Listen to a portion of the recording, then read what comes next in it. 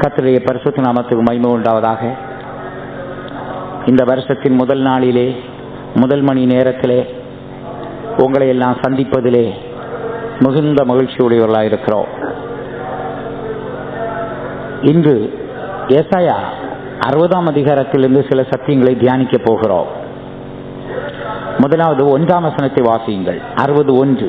எழும்பி பிரகாசி, உன் ஒளி வந்தது, கர்த்தருடைய மகிமை உன்மேல் உதித்தது. எழும்பி பிரகாசி, உன் ஒளி வந்தது, கர்த்தருடைய மகிமை உன்மேல் உதித்தது. ஆண்டவர் தேவனுடைய ஜனங்களை பார்த்து இந்த அருமையான வார்த்தைகளை சொல்லுகிறார். எழும்பி பிரகாசி. எழும்பாவிட்டால் பிரகாசிக்க முடியாது. ஆகையினால் நம்முடைய கடமை எழும்ப வேண்டியது, பிரகாசிக்க செய்ய வேண்டியது ஆண்டவருடைய கடமை. எப்படி எழும்புவது? ஏசாயா 52ஆம் அதிகாரம் 2ஆம் வசனத்திலே எழும்புவது எப்படி என்று அங்கே சொல்லி இருக்கிறது. படியுங்கள். 52:2. தூசியை உதறிவிட்டு எழுந்திரு. போதும். தூசியை உதறிவிட்டு எழுந்திரு. அப்படியானால் எழும்புவதற்குரிய வழி சொல்லி இருக்கிறது. என்ன செய்ய வேண்டுமாம்? தூசியை உதறிவிட்டு எழுந்து. அந்த தூசி என்று சொன்னால் என்ன? பிரியமானவர்களே,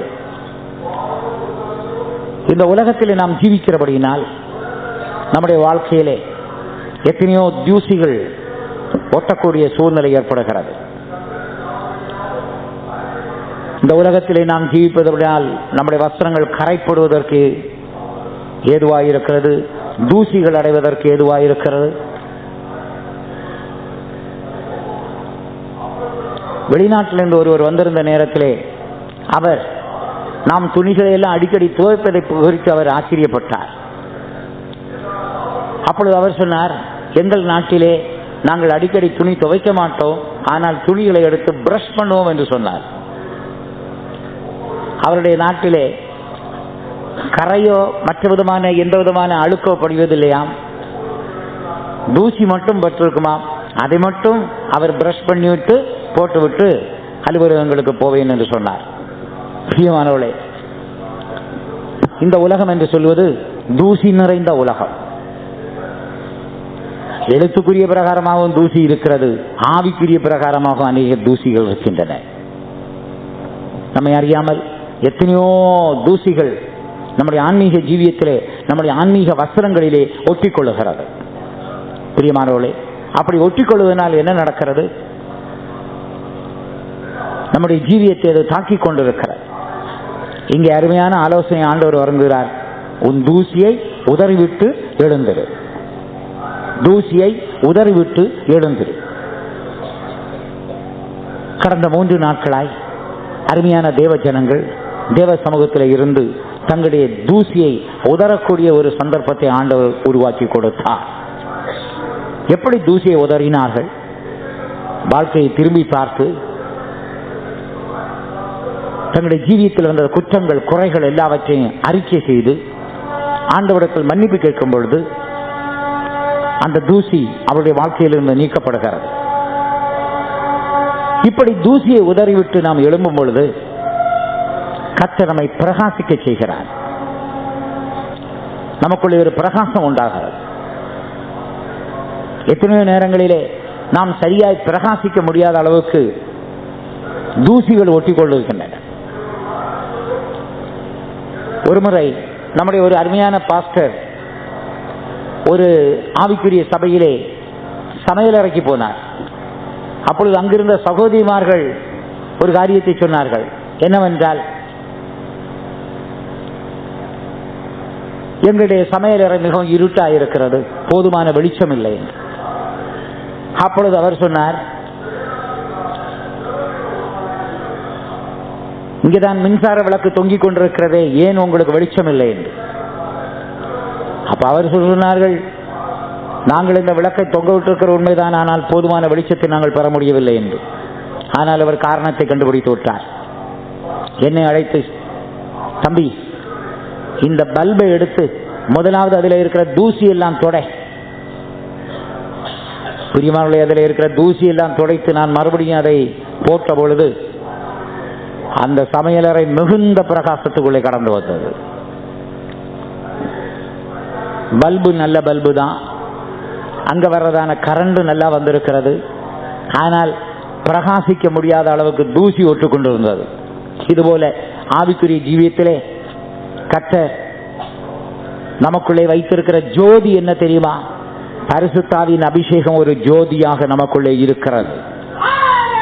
ஆனால் இந்த ஜோதி, இந்த விளக்கு பிரகாசம் அடையாதபடிக்கு அநேக தூசி நம்முடைய வாழ்க்கையிலே ஒட்டி கொண்டிருப்பதனால் எவ்வளவுதான் தேவன் வல்லமை அனுப்பினாலும், எவ்வளவுதான் தேவன் நமக்குள்ளே சக்தியை அனுப்பினாலும் நாம் பிரகாசிக்க முடியாதபடி காணப்படுகிறோம். ஆகையினால் ஏசாயா மூலம் ஆண்டவர் சொல்லுகிறார், நீ தூசியை உதறிவிட்டு எழும்பு. அப்படி எழும்பும் பொழுது பிரகாசிக்கலாம் என்று சொல்லுகிறார். எழும்பி பிரகாசி, உன் ஒளி வந்தது. ஒளி வருவதற்கு என்ன செய்வது? பிரியமானவர்களே, அன்பின் அப்போஸ்தலன் அருமையான ஒரு ஆலோசனை வழங்குகிறார். அவர் என்ன சொல்லுகிறார் என்றால், தேவன் ஒளியாயிருக்கிறார், அவரிடத்தில் எவ்வளவேனும் இருள் இல்லை. நாமும் ஒளியிலே நடந்தால் ஒருவரோடு ஒருவர் ஐக்கியப்பட்டிருப்போம் என்று சொல்லிவிட்டு, இயேசு கிறிஸ்துவின் ரத்தம் சகல பாவங்களையும் போக்கி நம்மை சுத்திகரிக்கும் என்று சொல்லுகிறார். ஒளியை பற்றி பேசிவிட்டு திடீரென்று இயேசுவின் ரத்தத்தை பற்றி பேச காரணம் என்னவென்றால், மனிதனுக்குள்ளே பாவத்தின் நிமித்தம் இருள் உண்டாகிறது என்பதை விளங்கிக் கொள்ளுகிறோம். பாவ இருள், மரண இருள், புறம்பான இருள் என்று 3 இருளை பற்றி நாம் படிக்கிறோம். பிரியமானவர்களே, பாவத்தால் இருள் உண்டாகிறது. இந்த இருள் நீங்க வேண்டுமானால் இயேசு கிறிஸ்துவின் இரத்தத்தால் நாம் கழுவப்பட வேண்டும் என்று அன்பின் அப்போஸ்தலன் ஆலோசனை கூறுகிறார். இருள் எப்படி வந்தது உலகத்துக்கு? இதை ஆதியாகமம் 1ஆம் அதிகாரம் 2ஆம் வசனம் வாசிக்கும் பொழுது விளங்கிக் கொள்கிறோம். முதலாவது ஆதியாகமம் 1ஆம் அதிகாரம் 1ஆம் வசனம் வாசித்து பாருங்கள். பிறகு 2ஆம் வசனம் படித்து பார்த்தால் நமக்கு இந்த வித்தியாசம் நன்றாய் விளங்குகிறது. படியுங்கள். பூமியானது ஒழுங்கின்மையும் வெறுமையுமாயிருந்தது. 1ஆம் வசனம், ஆதியிலே தேவன் வானத்தையும் பூமியையும் சிருஷ்டித்தார். பூமியானது ஒழுங்கின்மையும் வெறுமையுமாயிருந்தது. ஆழத்தின் மேல் இருள் இருந்தது. தேவாவியானவர் ஜலத்தின் மேல் அசைவாடிக் கொண்டிருந்தார். பாருங்கள், ஆதியிலே தேவன் வானத்தையும் பூமியும் உண்டாக்கினாரா? ஆனால் திடீரென்று 2ஆம் வசனத்தில் சொல்லி இருக்கிறது, பூமியானது ஒழுங்கின்மையும் வெறுமையுமாயிருந்தது, ஆழத்தின் மேல் இருள் இருந்தது என்று கூறியிருக்கிறது. எப்படி பூமி ஒழுங்கில்லாமல் போய்விட்டது? எப்படி பூமி வெறுமையானது? எப்படி பூமியிலே இருள் உண்டானது? அப்படியானால் 1ஆம் வசனத்துக்கும் 2ஆம் வசனத்துக்கும் இடையே ஏதோ ஒன்று நடந்திருக்கிறது. என்ன நடந்திருக்கிறது? ஆண்டவர் எல்லாவற்றையும் சீராக, சிறப்பாக, கிரமமாக, ஒழுங்காக உண்டாக்குகிறவர் ஆயிற்றே. எப்படி இந்த பூமி ஒழுங்கில்லாமல் போய்விட்டது? தேவன் அந்த பூமியை உண்டாக்கும் போது அவர் ஒழுங்காக உண்டாக்கினார். ஆனால் என்ன நடந்திருக்கிறது என்றால், தூதர்களின் விழுகையினால், தூதர்கள் பிசாசாய் மாறினபடியினால் இந்த பூமியானது ஒழுங்கில்லாமல் வெறுமையாய் போய்விட்டது. இருள் உண்டாயிற்று. ஆகையினால் தூதர்கள் செய்த பாவம், அவர்கள் செய்த பாவம் என்ன? லூசிபர் பெருமைப்பட்டான். கேருபீன்கள் சிலர் மேட்டுமை கடன் கொடுத்தார்கள். வேறு சில தூதர்கள் ஆதிமேன்மை இழந்து போனார்கள். ஆகையினால் அவர்கள் செய்த பாவத்தின் நிமித்தம் பூமியிலே ஒழுங்கின்மை உண்டானது, இருள் உண்டானது. ஆனால் நம்முடைய தேவன் என்ன செய்தார் தெரியுமா? படிங்கள். ஆதியாகமம் 1ஆம் அதிகாரம் 3ஆம் வசனம். தேவன் வெளிச்சம் உண்டாக கடவுள் என்றார், வெளிச்சம் உண்டாயிற்று.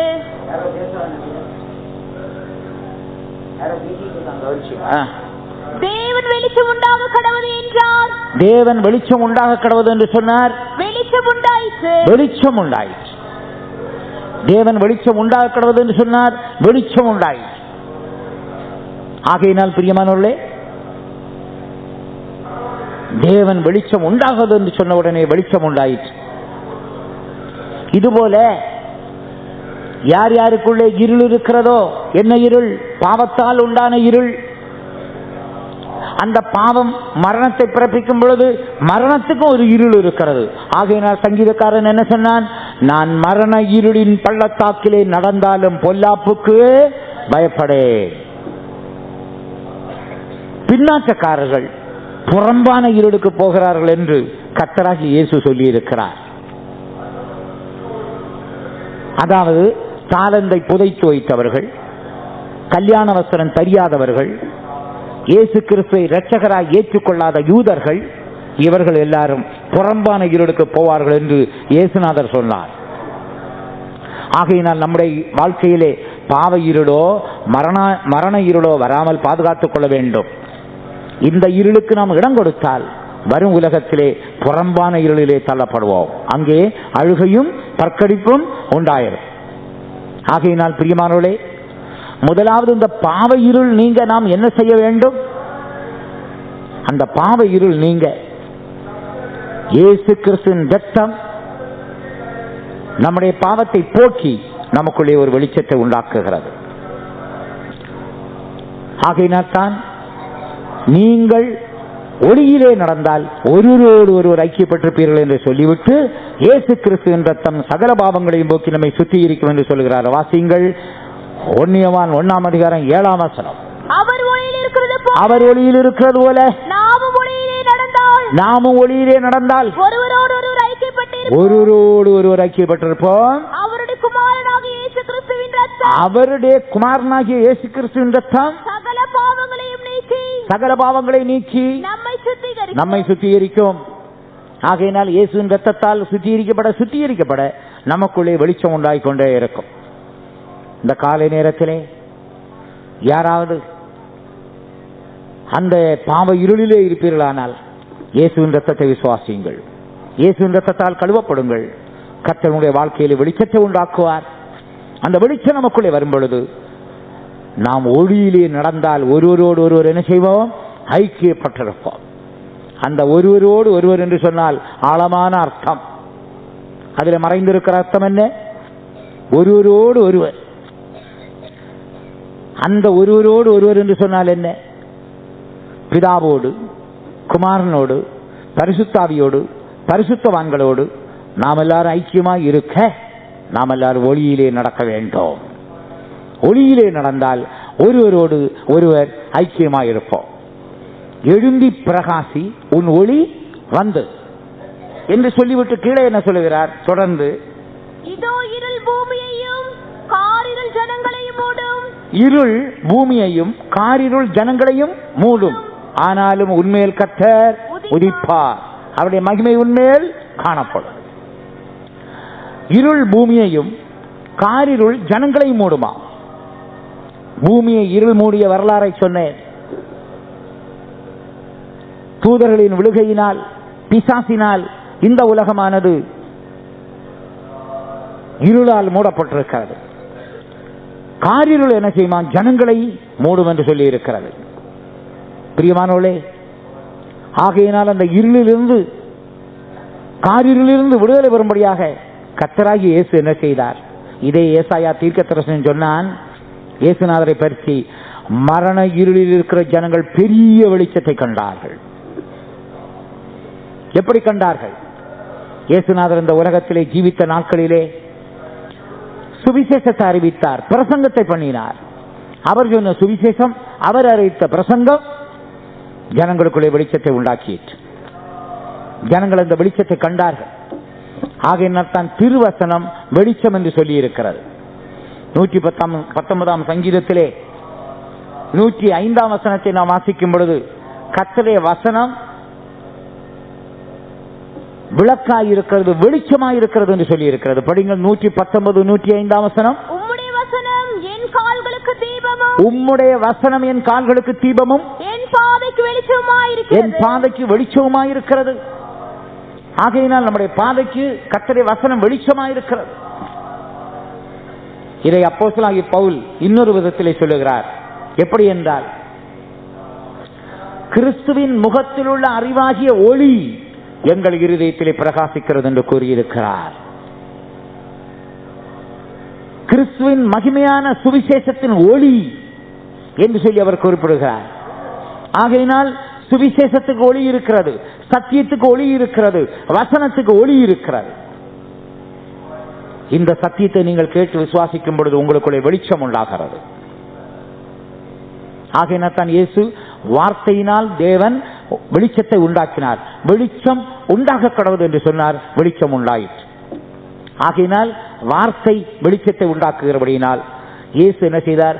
சுவிசேஷத்தை சொல்லி சொல்லி ஜனங்களுக்குள்ளே வெளிச்சத்தை உண்டாக்கினார். ஆகையினால் மரண இருளில் இருக்கிற ஜனங்கள் பெரிய வெளிச்சத்தை கண்டார்கள். சுவிசேஷத்துக்கு ஒளி இருக்கிறது, அறிவுக்கு ஒளி இருக்கிறது. அந்த அறிவு என்ன? சுவிசேஷத்தை, சத்தியத்தை நீங்கள் தியானம் பண்ணும் பொழுது உங்களுக்கு கிடைக்கிற வெளிப்படுத்தல் தான் அந்த அறிவு. ஆகையினால் தேவனுடைய வசனங்களை தியானிக்கும் பொழுது நமக்குள்ளே ஒரு அறிவு உண்டாகிறது. அந்த அறிவு ஒளியாய் மாறுகிறது.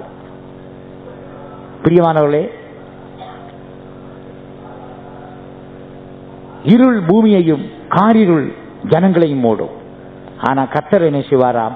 நம்மேல் உதிப்பார் என்று சொல்லி இருக்கிறது. கர்த்தரை மகிமை நம்மேல் காணப்படும் என்று சொல்லி இருக்கிறது. ஆகையினால் இந்த அருமையான வாக்குத்தத்தங்களை மனதில் வைத்துக் கொண்டு கரங்களை வைத்து கொஞ்ச நேரம் கர்த்தரை ஸ்தோத்திரம் பண்ணுவோம். சோத்திரம் சோத்திரம் சோத்திரம் சோத்திரம் சோத்திரம் சோத்திரம் சோத்திரம் சோத்திரம். இதுதான் இந்த முதலாவது அடியில் வருது. காரிருள் பூமியை மூடுகையில், காரிருள் ஜனங்களை சூடுகையில், காரிருள் பூமியை மூடுகையில், காரிருள் ஜனங்களை சூடுகையில், கர்த்தர் என் மேலே உதித்திடுவார், கர்த்தரின் மகிமையை கண்டிடுவே, கர்த்தரின் மேலே உதித்திடுவார், கர்த்தரின் மகிமையை கண்டிடுவே, எழும்பி பிரகாசி என்று உரைத்த என்னை சரை துதிப்பே, எழும்பி பிரகாசி என்று உரைத்த என்னை சரை துதிப்பே, மகிமை மேலுதிக்கும் என்ற மன்னவனை துதிப்பே, மகிமை மேலுதிக்கும் என்ற மன்னவனை துதிப்பே. ஹல்லேலூயா.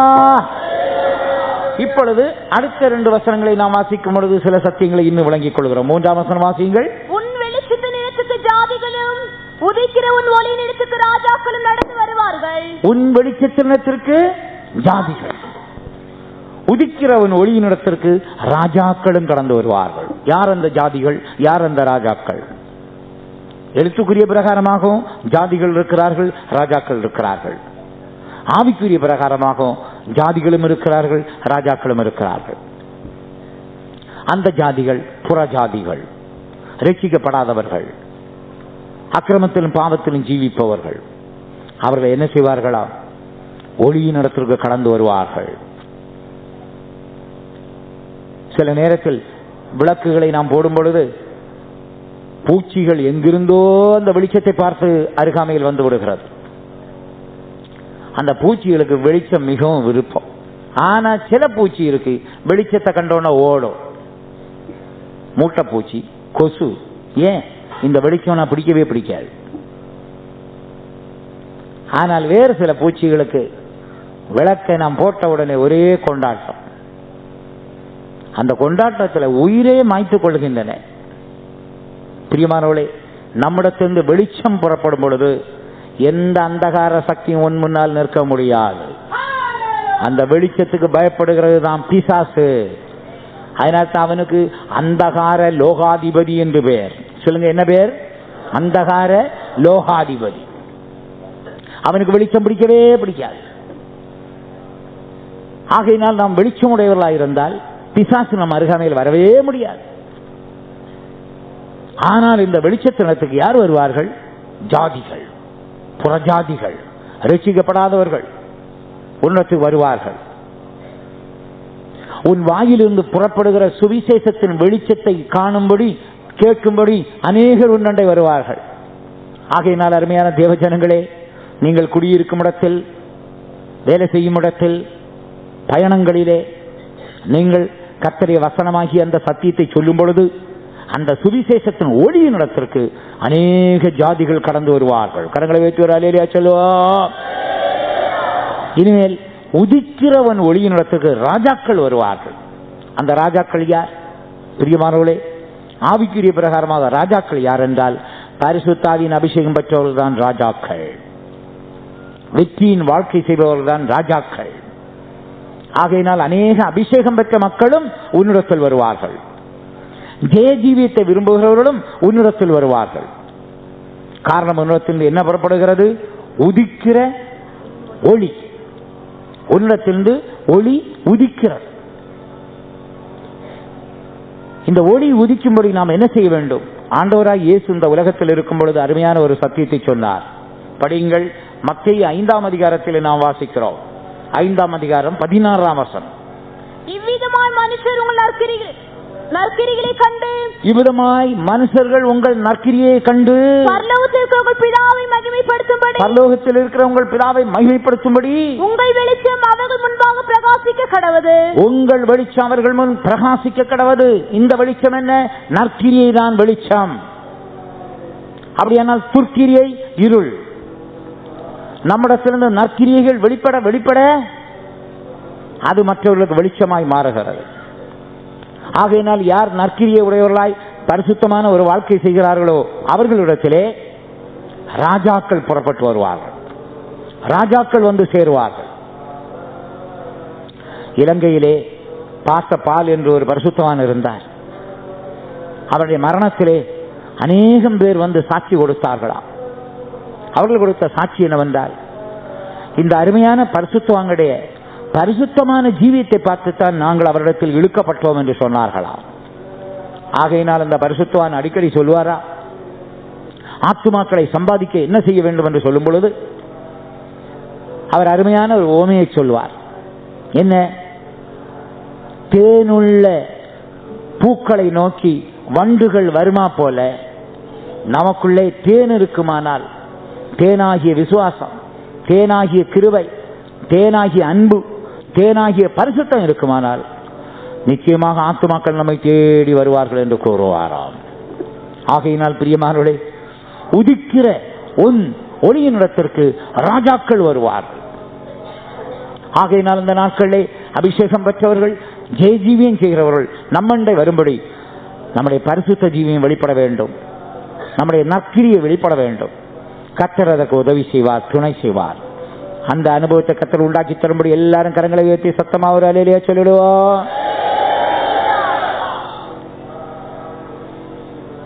எனவே அடுத்த வசனத்தில் என்ன சொல்லி இருக்கிறது? சுற்றிலும் உன் கண்களை ஏறெடுத்து பார், அவர்கள் எல்லாரும் மேகமாய் கூடி உன்னிடத்திற்கு வருகிறார்கள். உன் குமாரர் தூரத்திலிருந்து வந்து உன் குமார்த்திகளின் பக்கத்திலே வளர்க்கப்படுவார்கள். சுற்றிலும் உன் கண்களை ஏறெடுத்து பார். என்ன கண்? உன்னுடைய விசுவாச கண்ணை ஏறெடுத்து பார். விசுவாச கண்களை நாம் ஏறெடுத்து பார்க்கும்போது ஒரு கூட்டம் ஜனங்கள் ஏகமாய் கூடி வருவதை பார்க்கலாம். யார் வருவார்கள்? அதிலே முக்கியமாக குமாரர்களும் குமாரத்திகளும். யார் இந்த குமாரர்கள்? யார் இந்த குமாரத்திகள்? ரோமாபுரியாருக்கு பவுல் சொல்லுகிறார்கள், எவர்கள் தேவனுடைய ஆவியினாலே நடத்தப்படுகிறார்களோ அவர்கள் தேவனுடைய புத்திரராய் இருக்கிறார்கள். ஆகையினால் ஆவியினால் நடத்தப்படுகிறவர்கள் தான் தேவகுமாரர்கள், குமாரத்திகள். பரிசுத்தாவியை பெற்றாலும் போதாது, ஆவியினால் நடத்தப்பட வேண்டும். இந்த வருஷத்திலே ஆவியானவர் எப்படி நடத்துகிறாரோ அதற்கு உங்களை ஒப்புக் கொடுங்கள். பாட்டு பாட சொன்னால் பாடுங்கள். ஆவியானவர் ஜெபிக்க சொன்னால் ஜெபியுங்கள். ஆவியானவர் நன்மை செய்ய சொன்னால் நன்மை செய்யுங்கள். ஆவியானவர் பணிவிடை செய்ய சொன்னால் பணிவிடை செய்யுங்கள். ஆவியானவர் மருத்துவமனைக்கு போய் சத்தியத்தை சொன்னால் அங்கே போய் சொல்லுங்கள். சிறைச்சாலைக்கு போய் சத்தியத்தை சொல்ல சொன்னால் அங்கே போய் சொல்லுங்கள். கிராமமானாலும் பள்ளத்தாக்கானாலும் மலையானாலும் கடற்கரையானாலும் தேவாலயமானாலும் ஜபாலயமானாலும் ஆண்டவர் எங்கே போய் சத்தியத்தை சொல்லுகிறாரோ நீங்கள் போங்கள். எவர்கள் தேவனுடைய ஆவியினால் நடத்தப்படுகிறார்களோ அவர்கள் தேவனுடைய புத்திரராய் காணப்படுகிறார்கள். ஆகையினால் ஆண்டவர் என்ன செய்வாராம்? குமாரர்களையும் குமாரத்திகளையும் உன் அருகாமையில் கொண்டு வருவார் என்று சொல்லி இருக்கிறார். ஆவியினால் நடத்தப்படுகிற ஒரு கூட்டம் ஜனங்கள் நமக்கு கிடைத்தால் எவ்வளவு ஒரு ஆசீர்வாதம். அப்படியானால் நமக்கு பிரச்சனையே வராது. சுயத்திலும் மாம்சத்திலும் பிசாசாலும் நடத்தப்படுபவர்கள் பலவிதமான பிரச்சனைகளை உண்டாக்குவார்கள். ஆனால் ஆவியினால் நடத்தப்படுகிற மக்களால் நமக்கு எந்த பிரச்சனையும் வராது. ஆகையினால் பிரியமானவர்களே, கர்த்தர் என்ன செய்வாரா? நம்முடைய ஒளியினிடத்திற்கு குமாரத்திகளையும் குமாரர்களையும் கொண்டு வருவார். அப்பொழுது உனக்கு என்ன நடக்கும் என்று சொல்லி இருக்கிறது. அடுத்த வசனம் படியுங்கள்.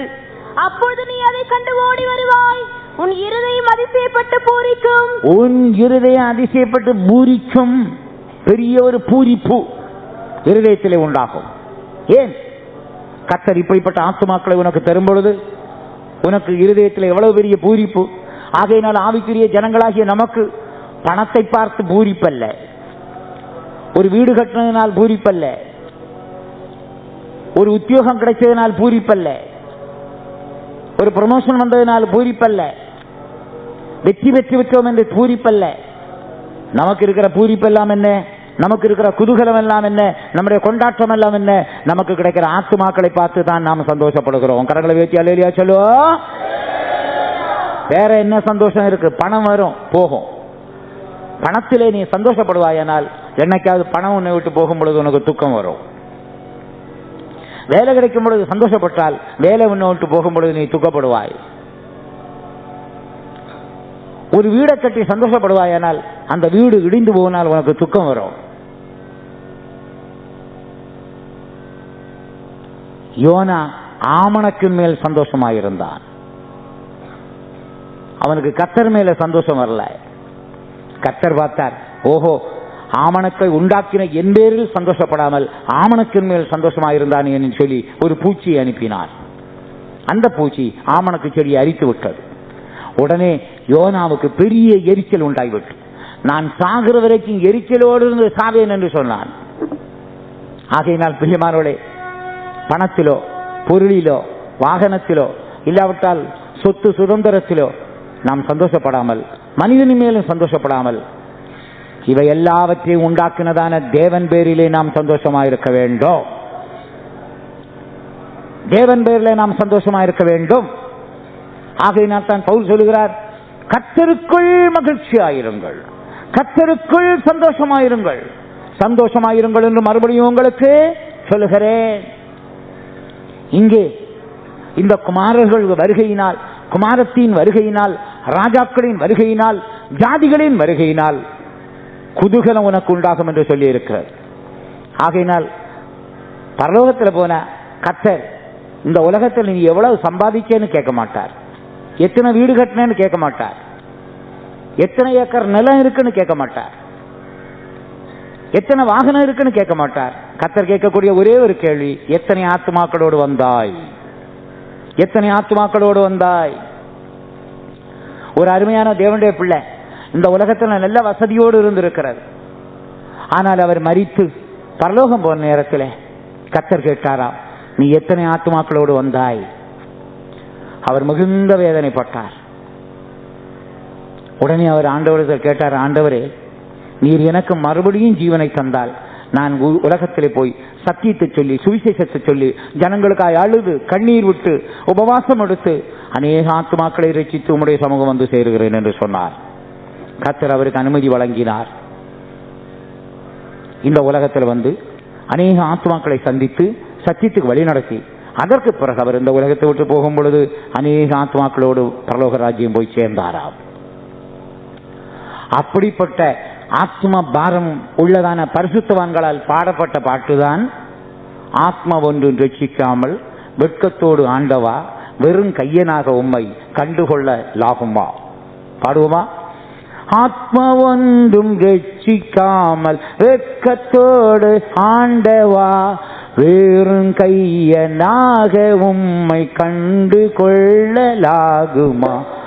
ஆத்மா ஒன்றும் ரட்சிக்காமல் வெட்கத்தோடு ஆண்டவா வேறும் கையனாக உம்மை கண்டு கொள்ளலாகுமோ. ஆத்மா ஒன்றும் ரட்சிக்காமல் வெட்கத்தோடு ஆண்டவா வேறும் கைய வெறுங்கையனாக உம்மை கண்டு கொள்ளலாகுமோ. பார்த்தீர்களா எவ்வளவு பாரத்தோடு அந்த பாட்டு பாடியிருக்கிறார்கள். வெறுங்கையனாக உம்மை கண்டுகொள்ள முடியுமா? ரெபேக்காள் ஈசாக்கை சந்திக்க போகும் பொழுது எலியாசர் கூட்டிக் கொண்டு போனாரே, போகும் பொழுது ரெபேக்காள் வெறுமையாய் போகவே இல்லை.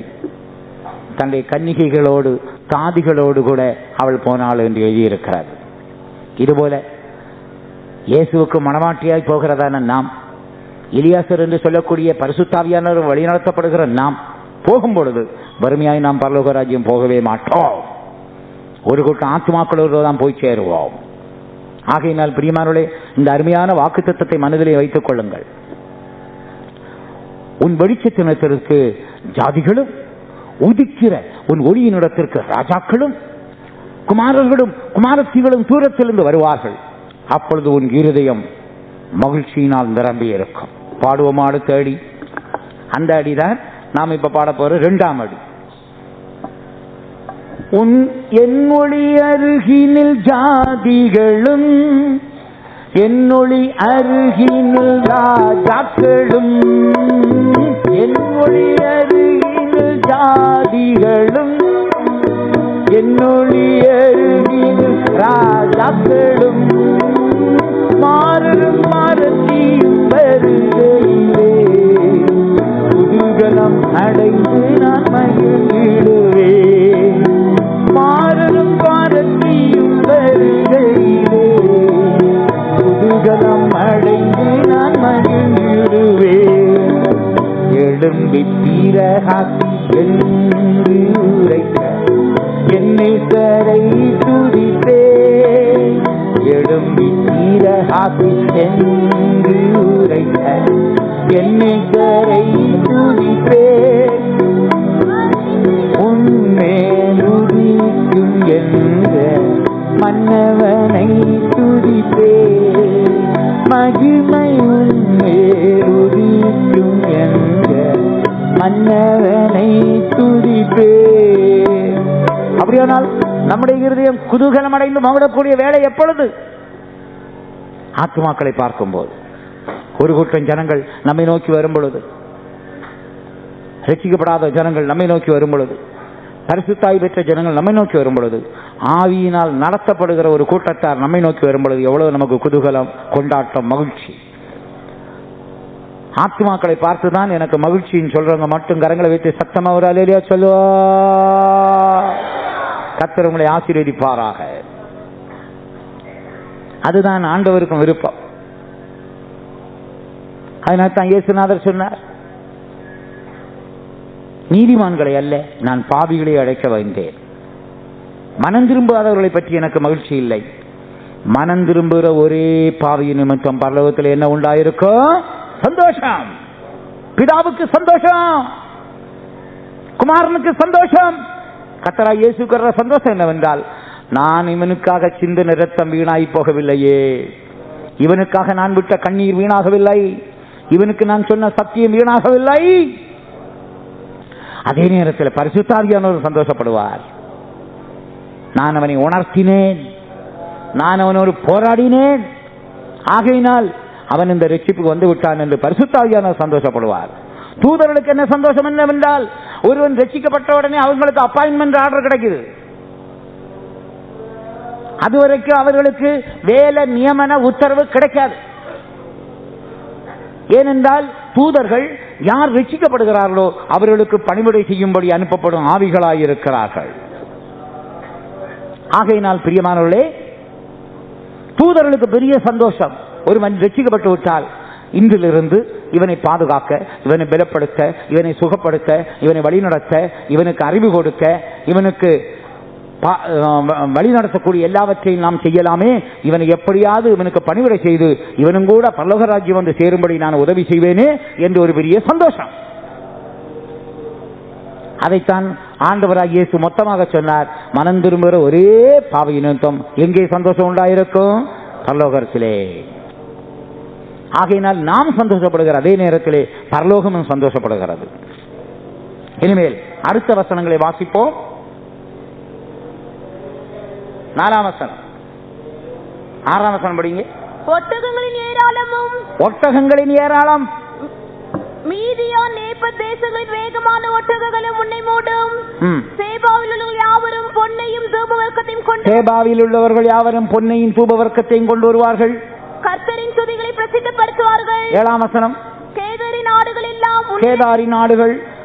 எல்லாம் உன்னிடத்தில் சேர்க்கப்படும். நெபயோத்தின் கடாக்கள் உன்னை சேவித்து அங்கீகரிக்கப்பட்டதாய் என் பலிபீடத்தின் மேல் ஏறும். ஒட்டகம் வருது, பொன் வருது, தூபவர்க்கம் வருது, ஆடு வருது, கடா வருது. இது என்ன? எழுத்துக்குரிய ஒட்டகம் அல்ல. கர்த்தர் உங்களுக்கு நிறைவான திரட்சியான ஒட்டகத்தை தருவார் என்றால் ஒட்டகம் கிருபையை குறிக்கிறது. காரணம் என்ன?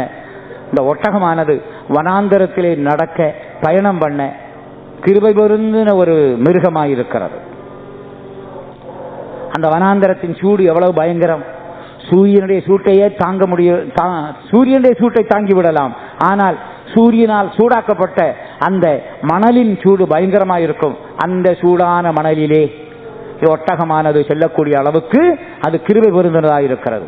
ஆகையினால் திரளான ஒட்டகங்கள் உன்னை தேடி வரும் என்று சொன்னால் ஆண்டவர் திரளான கிருபை, அளவற்ற கிருபை அவர் உனக்கு தரக்கூடியவராயிருக்கிறார். கரங்களை உயர்த்தி ஒரு அல்லேலூயா சொல்லிடுவார்.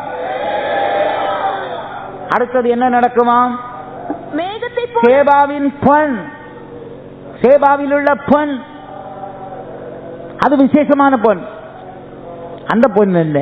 கர்த்தர் உனக்கு தருகிற விசுவாசம். அந்த விசேஷமான பொன் என்ன? மகா பரிசுத்த விசுவாசம். உனக்கு தரப்பட்ட விசுவாசம் சோதிக்கப்பட்டு அந்த விசுவாசத்தின் சோதனையிலே நீ ஜெயம் பெற்றால் உன் விசுவாசம் மகா பரிசுத்த விசுவாசமாய் மாறுகிறது. ஆகையினால் தான் பொன்னை புடமிடுகிறவர்கள் அதில் இருக்கிற களிம்பு மாசு எல்லாம் நீங்கும் வரை திரும்ப திரும்ப அக்கினியிலே போடுவார்கள். அந்த அக்கினியிலே போட்டு தங்களுடைய முகம் தெரியும் வரைக்கும் புடமிடுவார்களா? இங்கே நம்மை புடமிடுகிறவர் யார்? கர்த்தராகிய இயேசு. அவர் உங்கள் விசுவாசத்தை புடமிடுவார்.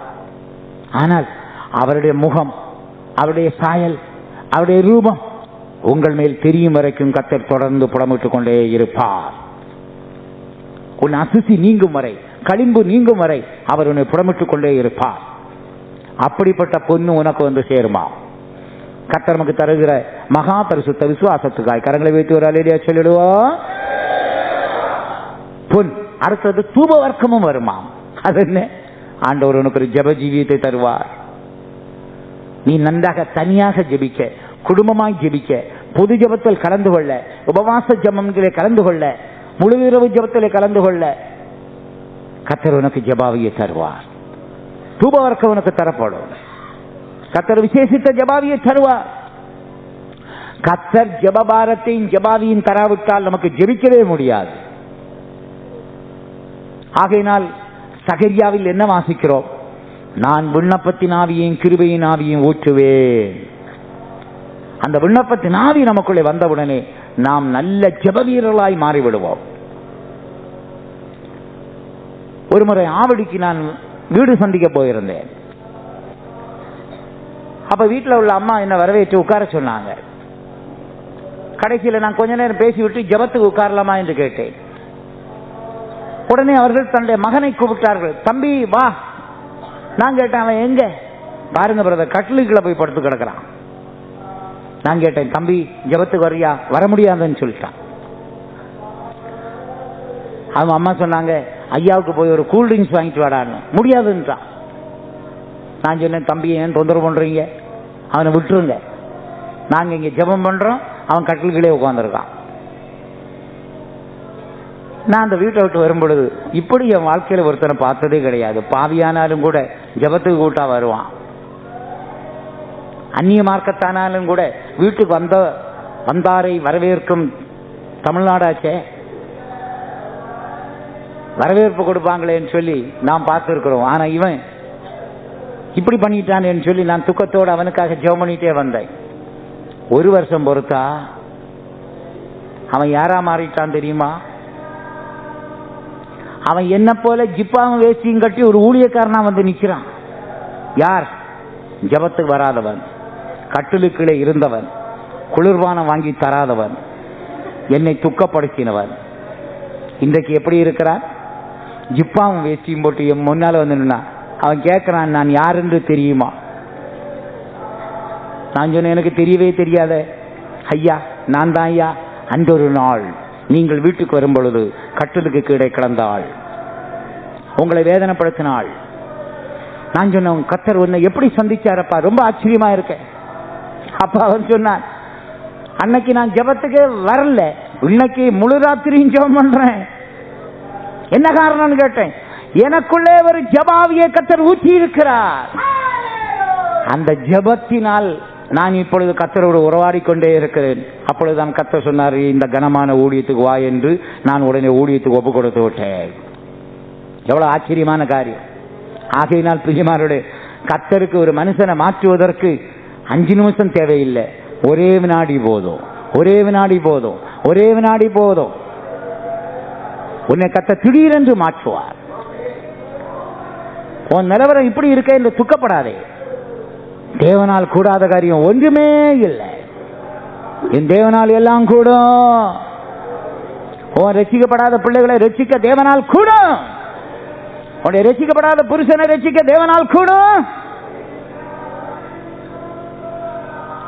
ஆண்டவரால் கூடாத காரியம் ஒன்றுமே இல்லை. ஆகையினால் பிரியமானவர்களே, தூப வர்க்கம் வந்து சேருமா. ஜப ஆவி, ஜப பாரம், பொன், தூப வர்க்கம். அடுத்தது என்னது? ஆடு எதை குறிக்கிறது? சாந்தம். எரேமியாவிலே சொல்லி இருக்கிறது, சாதுவான ஆடு. உனக்குள்ளே சாந்தம், தாழ்மையை கர்த்தர் உண்டாக்குவார். ஆடுகளும் கடாக்களும் உனக்கு வந்து சேரும். பிரியமானோடே, கடா பலி செலுத்த உபயோகப்படுத்தப்படுகிறது. பாடுபடும் ஜீவியம், ஒப்பு கொடுக்கிற ஜீவியம் கர்த்தர் உனக்கு உண்டாக்கி தருவார். இனிமேல் இன்னொரு அனுபவத்தை பற்றி சொல்லுகிறார், படியுங்கள். 8ஆம் வசனம். மேகத்தை போலவும் தங்கள் பலகணி துவாரங்களுக்கு தீவிரிக்கிற புறாக்களை போலவும் பறந்து வருகிற இவர்கள் யார்? இவர்கள் யார்? இந்த புறாக்களை போல பறந்து வருகிற இவர்கள் யார்? இவர்கள் யார்? இவர்கள்தான் புதிய ஏற்பாட்டின் சபை. இவர்கள்தான் மணவாட்டி. ஆகையினால் உன்னத பாட்டிலே அந்த மணவாளன் மணவாட்டியை குறித்து என்ன சொன்னார்? என் புறாவே, என் உத்தமியே, என் பிரியமே, என் சகோதரியே. எவ்வளவு அருமையான வார்த்தைகள் எல்லாம் சொல்லுகிறார். ஏன் புறாவேன்னு கூப்பிடுறாரு? காக்கான்னு கூப்பிடக்கூடாதா? குயிலேன்னு கூப்பிடக்கூடாதா? குயில் நல்லா பாடும் தானே. புறாவே, அந்த புறாவிடத்தில் விசேஷித்த சுபாவம் இருக்கிறது. புறாவுக்கு அந்த பித்து இல்லை என்று சொல்வார்கள். அதாவது பிச்சு, அதாவது கசப்பான அந்த ஒரு வஸ்து புறாக்குள்ள இல்லை. மணவாட்டியும் கூட யார் மேலும் கசப்பு வைக்காமல், மனவருத்தம் வைக்காமல், துக்கம் வைக்காமல், எரிச்சல் கொள்ளாமல் இருக்க வேண்டும். அந்த புறா என்ன செய்யுமா? இணைப்புறா பிரிஞ்சு போச்சுன்னு சொன்னா அந்த இணைப்புறா வரும் வரைக்கும் உரிமிக்கொண்டே இருக்குமா. ஆனா அன்னைக்கு ஒரு வீட்டுக்கு போனேன், லவ் பேர்ட்ஸை பற்றி கேள்விப்பட்டேன். லவ் பேர்ட்ஸ் அதுவே வேலை என்னன்னா, சொந்த மனைவியை விட்டுட்டு இன்னொரு பறவையோட போகுமா. அதனால அந்த மனைவி இந்த ஆண் பறவையோட தகராறு பண்ணுமா. சரிதானே? லவ் பேர்ட்ஸ் வளர்த்தவங்க சொல்றாங்க. ஆனா அந்த புறாவுக்கு அந்த புத்தியே கிடையாது. தன்னுடைய இணைப்புறா பிரிந்து விட்டால் அது வரும் வரைக்கும் உரிமிக்கொண்டே இருப்பா. அதாவது ஒரு கற்புள்ள ஜீவியம் புறாவிடத்தில் இருக்கிறது. மணவாட்டி சபை எப்படி இருக்க வேண்டும்? கற்புள்ள சபையாக இருக்க வேண்டும். நம்மை விட்டு இணைப்புறா பிரிந்து போயிருக்கிறது. அந்த இணைப்புறா யார்? நம்முடைய கர்த்தரும் இரட்சகருமாகிய இயேசு. அவர் திரும்ப வரும் வரைக்கும் நீ உரிமிக்கொண்டே இருக்க வேண்டும். அதாவது தவித்துக் கொண்டே இருக்க வேண்டும். நீ உலகத்தை நேசிக்க கூடாது, உலகத்தில் உள்ளவர்களை நேசிக்க கூடாது. நீ நேசிக்கக்கூடிய ஒரே ஒருவர் நம்முடைய கர்த்தரும் இரட்சகருமாகிய இயேசு. அவருடைய வருகைக்கு அவளோடு காத்திருந்து தவிக்க வேண்டும். புறா எப்பொழுது பார்த்தால் அதன் கண்ணீரால் நிறைந்திருக்குமா. கண்ணீர் விட்டு ஜெபிக்கிறவங்க தான் புறா, தவிக்கிறவங்க தான் புறா, கசப்பு இல்லாதவங்க தான் புறா, கபடு இல்லாதவங்க தான் புறா. ஆகையினால் இந்த ஏசாயாவிலே சொல்லி இருக்கிறது, மேகத்தை போல பலகடிகளின் துவாரத்திற்கு தீவிரிக்கிற புறாக்களை போல பறந்து வருகிற இவர்கள் யார்? இவர்கள் யார்? இவர்கள் தான் புதிய ஏற்பாட்டின் சபை. இவர்கள் தான் கிறிஸ்துவின் சரீரமாகிய சபை. இவர்கள் தான் கிறிஸ்துவின் மனைவியாகிய சபை. இவர்கள் தான் மனவாட்டியாக போகிற சபை. கரங்களை வைத்து சத்தமா ஒரு அல்லேலியா சொல்லுங்க. புறாக்கள் எல்லாம் ஒரு அல்லேலியா போடுங்க. காக்கா எல்லாம் கைதூக்கு. அதுக்கும் இருக்கு. அது உங்களுடைய மெமரி டெஸ்ட். இது ஒரு மெமரி டெஸ்ட், உங்களை செக் பண்றதுக்கு. பரவாயில்லை, அநேக ஜனங்கள் கருத்தோடு கவனிக்கிறீங்க. மறுபடியும் புறாக்கள் எல்லாம் கைதூக்கி ஒரு அல்லேலியா போடு. காக்கா எல்லாம் கைதூக்கு. இப்ப யாரும் கிடையாது, இருக்கா? இப்ப விழிப்பு வந்துருச்சு. இவர்கள் யார்? புறாக்களை போல பலகணிகளுக்கு தீவிரித்து வருகிற இவர்கள் யார்? பிரியமானவர்களே, இவர்கள் தான் புதிய ஏற்பாட்டு சபை. இனிமேல் கீழே நாம் படிக்கும் பொழுது வேறு சில சத்தியங்களையும் பார்க்கிறோம்.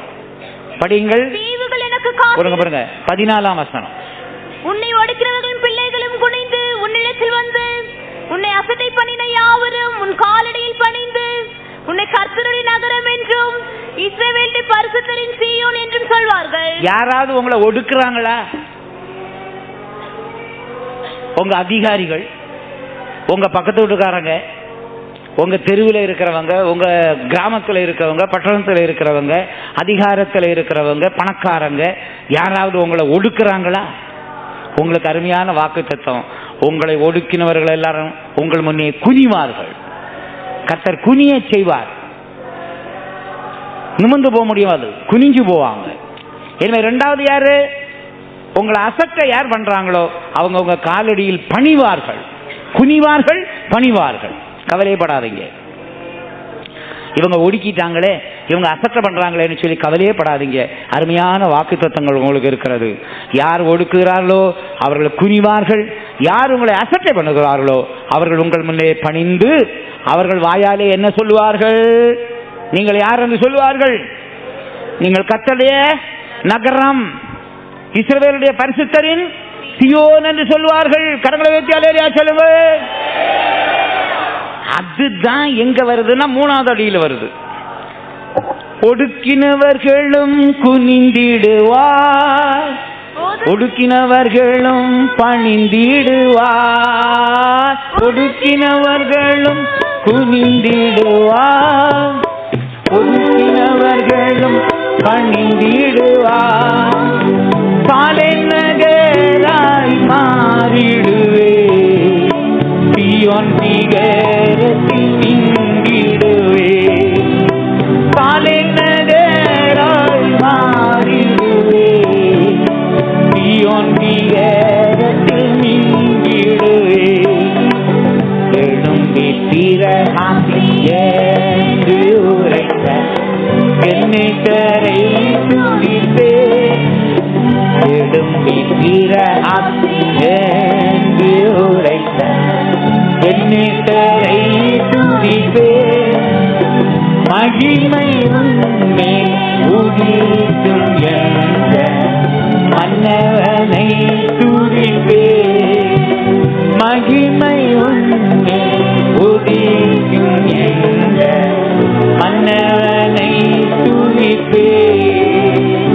அடுத்தது ஒரு அருமையான வாக்குத்தத்தம் சொல்லப்பட்டிருக்கிறது. என்னவென்றால், படியுங்கள் 18ஆம் வசனம்.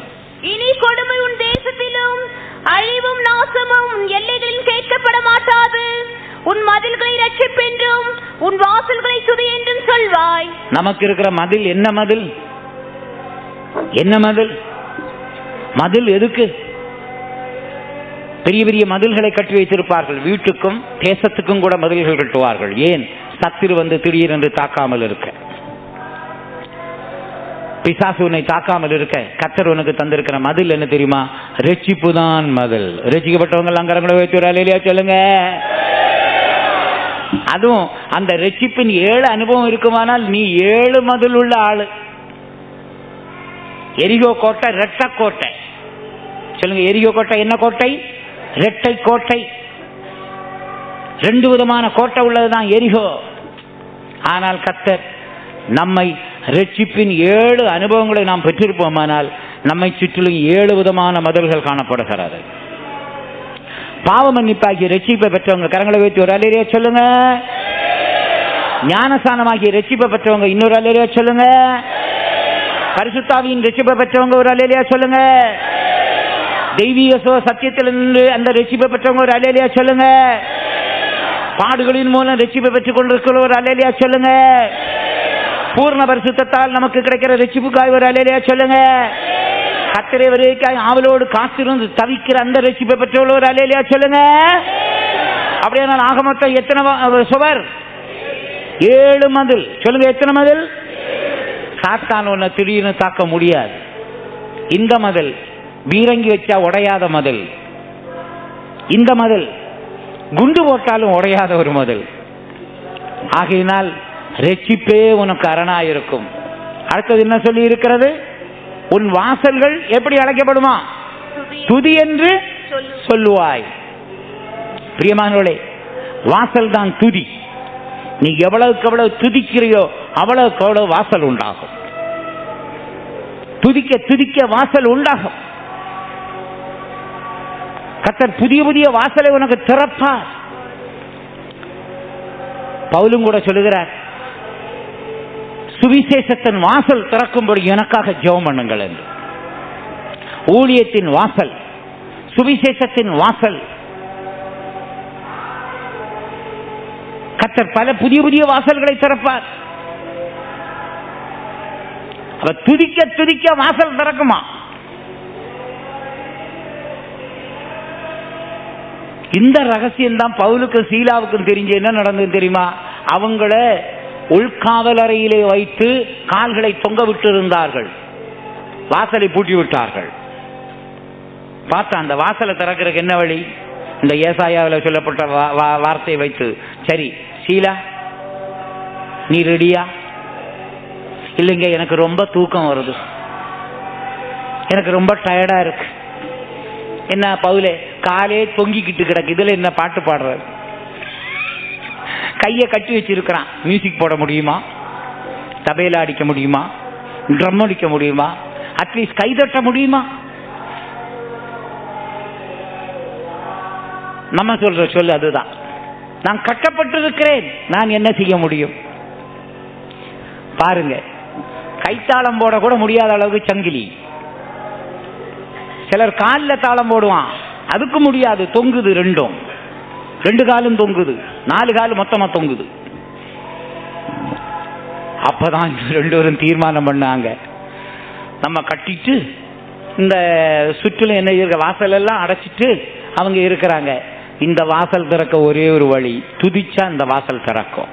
துதிச்சா அந்த கட்டுகள் எல்லாம் கவிழும். துதித்தால் அசிபாரம் அசையும். துதித்தால் அந்த சிறைச்சாலக்காரனுடைய அசிபாரமே அசையும். ஆகையினால் 2 பேரும் நடுராத்திரியில என்ன செய்தார்கள்? துதித்தார்கள். துதிக்க துதிக்க துதிக்க துதிக்க கட்டுகள் கலந்து போயிட்டு வாசல்கள் திறந்தது.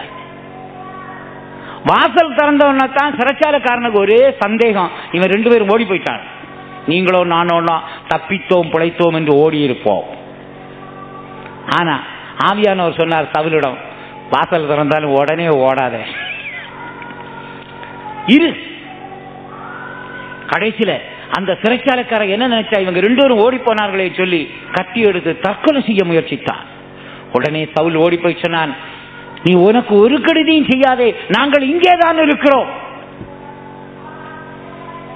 உடனே அவன் என்ன செய்யறா, கைதிகளை போய் ஆண்டவன் மாறேன்னு கூப்பிட்டான். கைதிக்கு ப்ரமோஷன், ஆண்டவன் மாறே, ஆண்டவன் ப்ரமோஷன். அது மட்டுமா, ஆண்டவன் மாறே, நாங்கள் ரட்சிக்கப்பட என்ன செய்ய வேண்டும்? அப்பொழுதுதான் பவுல் சொல்லிக் கொடுத்தார், நீ கர்த்தராகிய இயேசுவை விசுவாசி, அப்பொழுது நீ உன் வீட்டாரும் ரட்சிக்கப்படுவீர்கள். உடனே அந்த சிறைச்சாலைக்காரன் என்ன செய்தான் தெரியுமா? பவுலுடைய காயங்களை கழுவுனானா. ஏன்னா அந்த தொழுமரத்தில் தொங்க வச்சதுனால உடம்பெல்லாம் ரத்தம், சங்கிலியை கட்டினதுனால உடம்பெல்லாம் ரத்தம், அடி கொடுத்ததுனால உடம்பெல்லாம் ரத்தம். அவன் போய் காயங்களை கழுவினான். பவுல் என்ன செய்தார்? அவனுக்கு ஞானஸ்நானம் கொடுத்து அவன் பாவங்களை கழுவ உதவி செய்தார். இவனுடைய காயங்கள் கழுவப்பட்டது, அவனுடைய பாவங்களும் கழுவப்பட்டது. அப்ப அந்த கதவு திறந்தது எப்படி? துதி. ஆகையினால் ஏதாவது கதவுகள் மூடி கிடக்குதா? துதி. துதிக்க துதிக்க கதவுகள் திறக்கும். ஊழியத்தின் வாசல்கள் திறக்கும். நீ ஒரு கிராமத்துக்கு போகிறாய் என்றால் துதித்துக் கொண்டே இரு, கர்த்தர் அந்த வாசலை திறப்பார். எங்கெங்கெல்லாம் மூடி கிடக்கிறது அதெல்லாம் கர்த்தர் திறக்க வைப்பார். சுவிசேஷத்தின் வாசல், ஊழியத்தின் வாசல் கர்த்தர் உனக்கு திறக்கும்படியாய் உதவி செய்வார். துதியுங்கள். நான் திருச்சிக்கு போயிருந்த நேரத்தில் ஒரு சகோதரன் சொன்னார், இயேசு நம்மோடு சபையை சேர்ந்தவர். ஐயா, நான் ஊழியத்தை தொடங்கி இருக்கிறேன், எனக்கு எப்படி ஜெபிக்கணும்னு தெரியாது, எப்படி பிரசங்கம் பண்ணணும்னு தெரியாது. நான் ஊழியத்தை தொடங்கினால இளம்பிள்ள வாதம் உள்ள ஒரு பிள்ளையை கொண்டு வந்தாங்க. எனக்கு எப்படி ஜெபிக்கணும்னு தெரியாது. நான் ஆவியானவர்கிட்ட கேட்டேன், ஆவியானவரே நான் என்ன செய்யணும்? ஆவியானவர் சொன்னாரா, 5 பாட்டை பாடு, 5 பாட்டு பாடு. எத்தனை பாட்டு? 5 பாட்டு. விசுவாசத்தில் பாடினார். 1 பாட்டு பிள்ளை அப்படியே கிடக்கு, 2 பாட்டு அப்படியே கிடக்குது, 3, 4 அப்படியே கிடக்கு. 5ஆம் பாட்டு பாடிக்கொண்டிருக்கும் பொழுது படுத்து கிடந்த பிள்ளை எழும்பி நின்று நடக்க ஆரம்பிச்சது. கரங்களை வைத்து சத்தமா ஒரு அல்லேலூயா சொல்லுங்க. அதனால சில வியாதியெல்லாம் அவனுக்கு போகணும்னா பாட்டு பாடு, பாடு. கர்த்தருடைய வியாதி, பலவீனம், பிரச்சனையெல்லாம் நீக்கி விடுவார். பாட்டுகளினாலே அவரை துதிக்க வேண்டும், சாட்சியினால் துதிக்க வேண்டும், சத்தியம் சொல்லி அவர்களை துதிக்க வேண்டும். ஆகையினால் ஜனங்களை என்ன செய்வார்களாம்? பிரியமானவர்களே, அங்கே சொல்லி இருக்கிறது, உன் மதில்களை ரட்சிப்பென்றும் உன் வாசல்களை துதி என்று சொல்லுவார்கள். இனி கொடுமை உன் தேசத்திலும் அழிவும் நாசமும் உன் எல்லையிலும் கேட்கப்பட மாட்டார். எனவே என்ன நடக்கும்? 20ஆம் வசனம், உன் சூரியன் இனி அஸ்தமிப்பதில்லை, உன் சந்திரன் மறைவதும் இல்லை. அந்த சூரியன் என்ன? தேவ நீதி. நீதிதான் சூரியன். சூரியன் அஸ்தமிப்பதில்லை என்று சொன்னால் நீதி உன் வாழ்க்கையில் அஸ்தமிக்காது. சந்திரன் மறைவதில்லை. சந்திரன் 3 காரியத்தை குறிக்கிறது: கிருபை, சமாதானம், சாட்சியின் ஜீவியம். இந்த 3 காரியமும் உன் வாழ்க்கையில மறையவே மறையாது. கிருபை உன்னை விட்டு மறைவதில்லை, கிருபை உன்னை விட்டு விலகுவதில்லை, சமாதானம் உன்னை விட்டு நீங்குவதில்லை, சாட்சியின் ஜீவியம் உன்னை விட்டு ஒழிவதில்லை.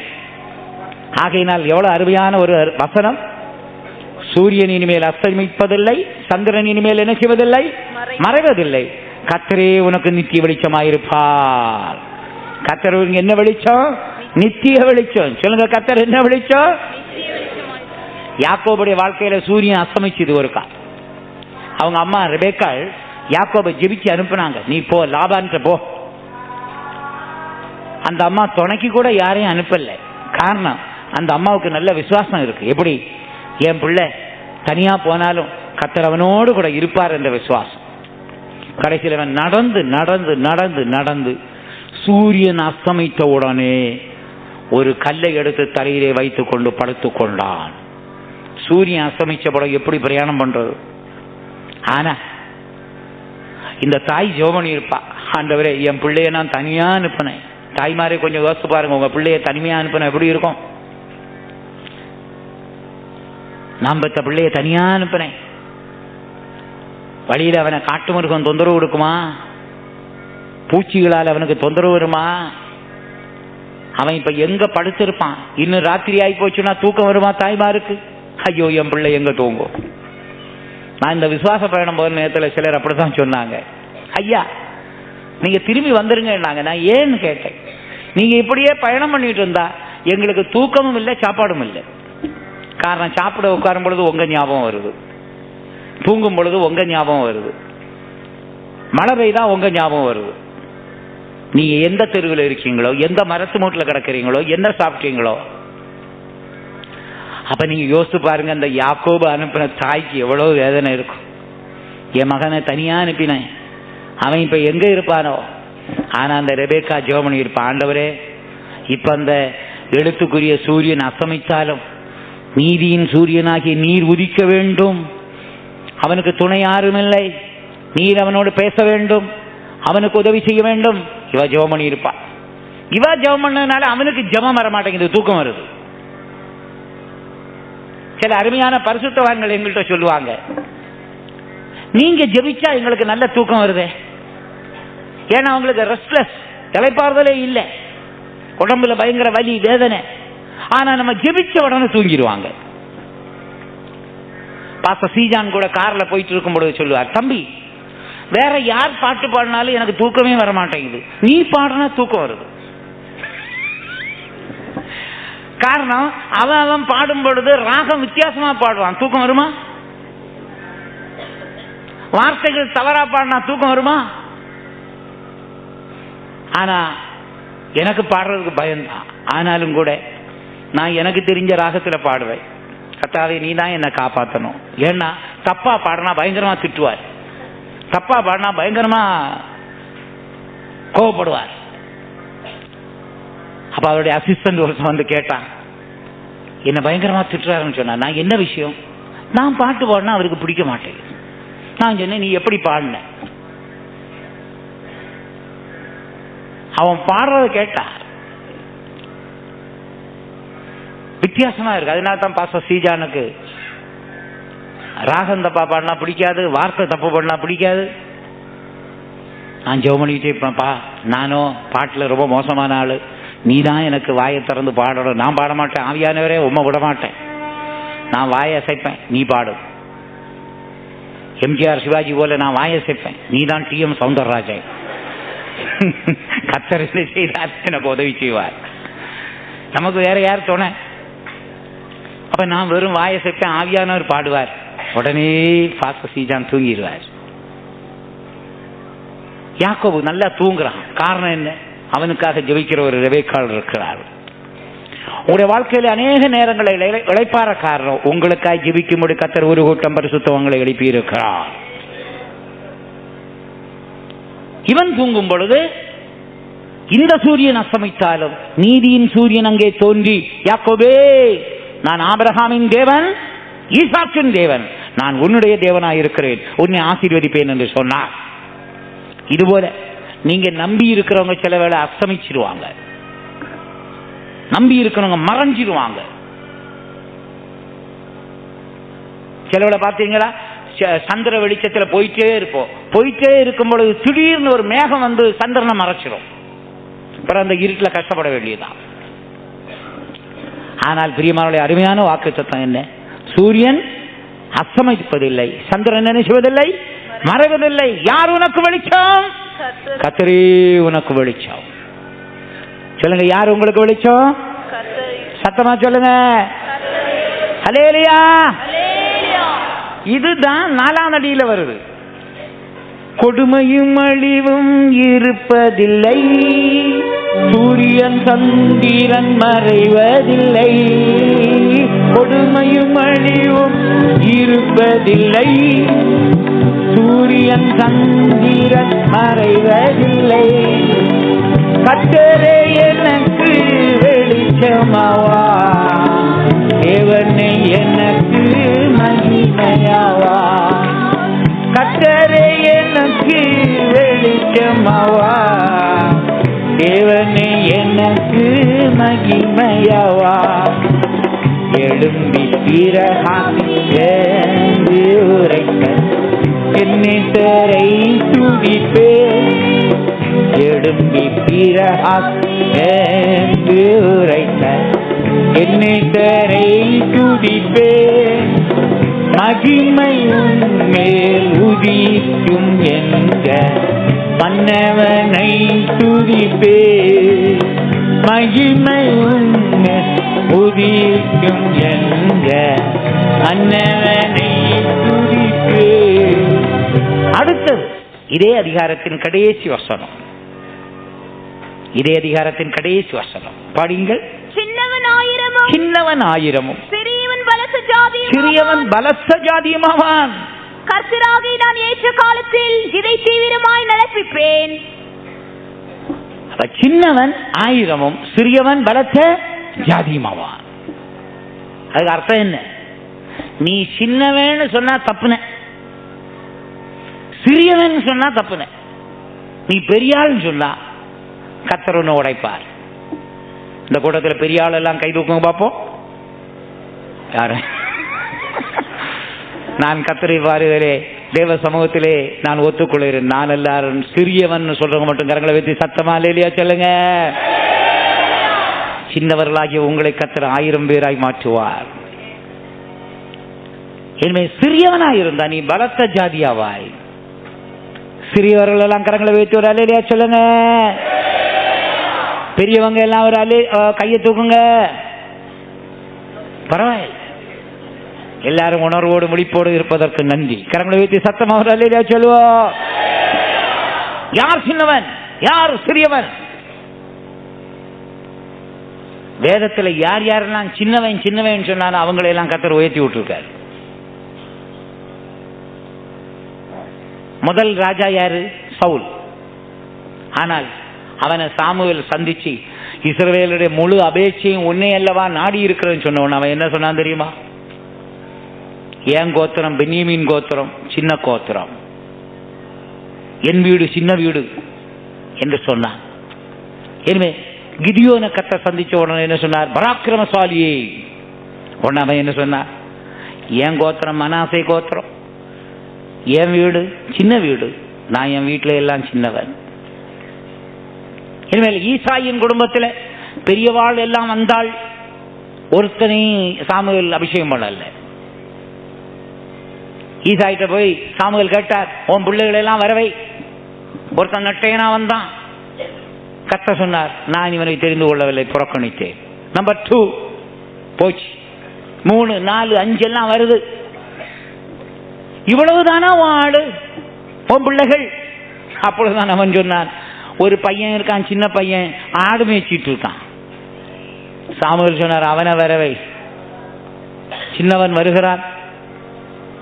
அவன் வந்த உடனே கர்த்தர் ஆவியானவர் சாமுவேலுக்குள்ளே சொன்னார், சாமுவேலே எழும்பி அவனை அபிஷேகம் பண்ணு. ஆகையினால் பிரியமானோளே, கர்த்தர் நம்மை ஆசீர்வதிக்கணும்னா நாம் தேவ சமூகத்தில் யார் என்று சொல்ல வேண்டும்? சின்னவன் என்று சொல்ல வேண்டும். இந்த ரகசியம் சவுலுக்கு தெரியல. பவுலாகிய சவுலுக்கு தெரியாதனால தன்னை பெரியவன் பெரியவன் என்றே பேசினான். எப்படி பேசினான்? நான் 8ஆம் நாளில் விருத்த சேதனம் பண்ணப்பட்டவன், பென்யமீன் கோத்திரத்தான், எபிரேயரில் பிறந்த எபிரேயன், நியாயப்பிரமாணத்தின்படி குற்றஞ்சாட்டப்படாதவன், நான் ஒரு பரிசேயன். கர்த்தரவனை ஆசீர்வதிக்கவே முடியவில்லை. ஆனால் ஒரு சூழ்நிலை சந்தர்ப்பம் வரும்பொழுது தன்னை தாழ்த்தினான். தேவ சமூகத்தில் அவன் தாழ்த்தினான். அவன் தன்னை தாழ்த்த காரணம் என்ன தெரியுமா? கர்த்தராகிய இயேசு அவனை சந்திச்சு தன்னுடைய மகிமையின் பிரகாசத்தை காட்டினார். அந்த மகிமையின் பிரகாசத்தை பார்த்த உடனே இந்த எழுத்துக்குரிய கண் குருடானது, ஆவிக்குரிய கண் திறந்தது. உடனே ஒரு சத்தம் கேட்கிறது, சவுலே சவுலே ஏன் என்னை துன்பப்படுத்துகிறாய்? ஆண்டவரே நீர் யார்? நீ துன்பப்படுத்துகிற இயேசு நானே. முள்ளில் உதைக்கிறது உனக்கு கடினமாம். நான் என்ன செய்ய வேண்டும்? பட்டணத்துக்குள்ளே போ, நீ செய்ய வேண்டியது அங்கே உனக்கு சொல்லப்படும். அங்க போன நேரத்தில் அனனியான் ஒரு சீசன் வந்தான். அவன் இவன் தலையிலே வைத்து கை வைத்து ஜெபம் பண்ணும் பொழுது கண்ணில் இருந்து செதில்கள் போல ஒரு வஸ்து கீழே விழுந்து சவுலுக்கு பார்வை உண்டாகிவிட்டது. ஞானஸ்நானம் பெற்றான், பரிசுத்தாவியை பெற்றான். இப்பொழுது அவனுடைய வாயிலிருந்து வர்ற வார்த்தை என்ன? நான் பாவிகளில் பிரதான பாவி, பரிசுத்தவான்கள் எல்லாரும் சிறியவன், அப்போஸ்தலர் எல்லாரிலும் குறைவுள்ளவன், நான் துடைத்து போடப்பட்ட அழுக்கு, அகால பிறவி. இந்த வார்த்தையெல்லாம் வர காரணம் கர்த்தராகிய இயேசு கிறிஸ்து. இயேசுவை சந்தித்தால் தான், அவரையோடு நம்மை ஒப்பிட்டால் தான் நாம் யார் என்று நமக்கு தெரியும். ஆகையினால் பிரியமானோளே, தேவ சமூகத்தில் இருக்கிறதான நாம் சின்னவர்கள் சிறியவர்கள் என்று நாம் நம்மை தாழ்த்த தாழ்த்த கர்த்தர் நமக்கு உதவி செய்வார். சாலோமன் என்ன சொன்னார் ஆண்டவருக்கு? ஆண்டவரே, நான் போக்குவரத்து அறியாத குழந்தையாயிருக்கிறேன். உடனே கர்த்தர் ஞானத்தை கொடுத்தார். ஆகையினால் சின்னவன் 1000 சிறியவன் பலத்த ஜாதியுமாவான். இப்ப கடைசி அடி பாடி முடிச்சிருவோம். சின்னவன் 1000 ஆயிடுவான், சிறியவன் பலத்த ஜாதியாவான். சின்னவன் 1000 ஆயிடுவான், சிறியவன் பலத்த ஜாதியாவான். சின்னவனை தேவன் உயர்த்திடுவான், சிறியவனை சீயோன் தேற்றிடுவான். சின்னவனை உயர்த்திடுவான், சிறியவனை சீயோன் தேற்றிடுவான். எழும்பி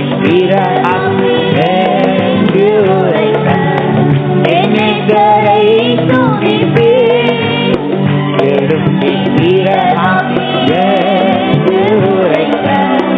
என்னை துதிப்பே. மகிமை மன்னவனை துதிப்பே, மகிமை உதிக்கும் என்ற மன்னவனை துதிப்பே. ஹல்லேலூயா, ஹல்லேலூயா, ஹல்லேலூயா. அதனால்தான் இயேசுநாதர் சொன்னார், இந்த சிறியர் ஒருவனுக்கு எதை செய்கிறீர்களோ அதை எனக்கு செய்கிறீர்கள். அந்த சிறியர் யார்?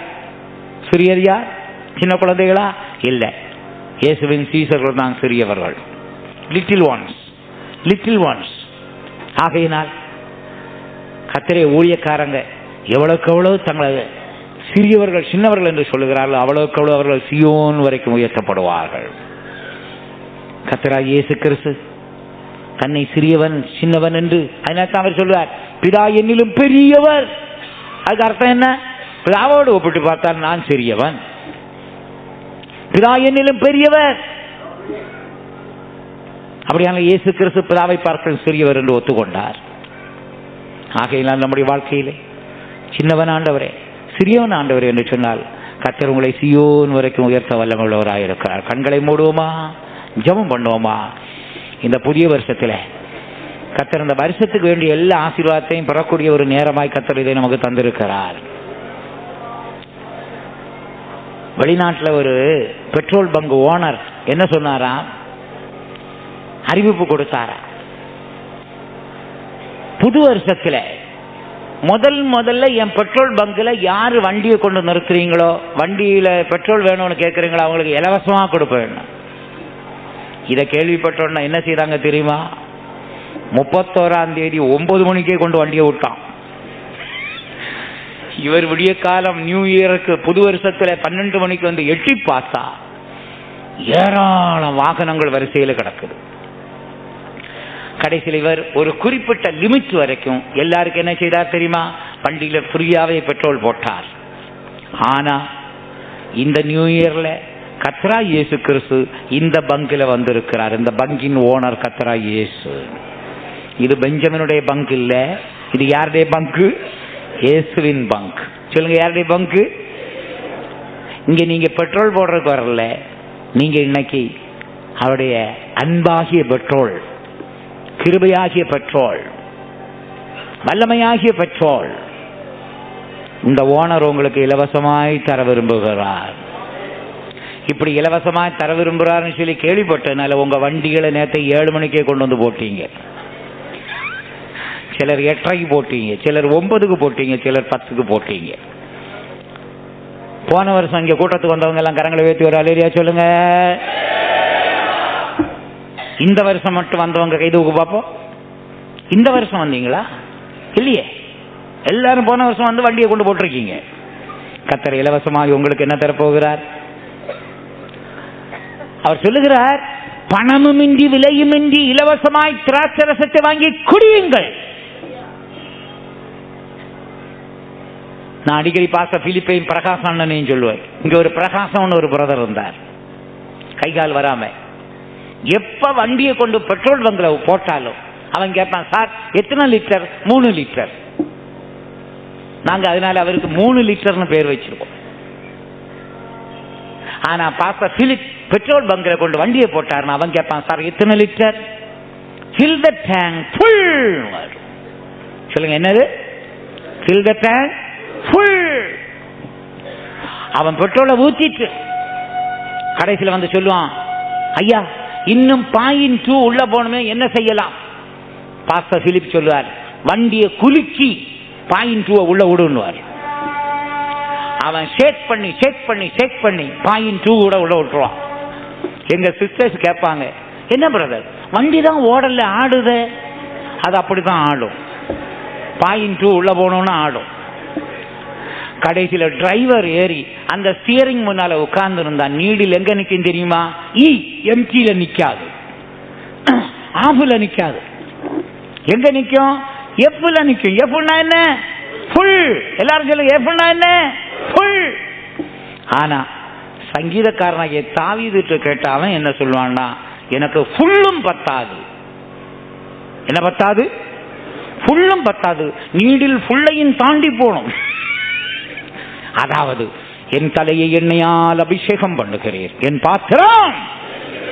அதனால உங்களுக்கு ஃபுல்லு வேணுமா, நிரம்பி வழியணுமா?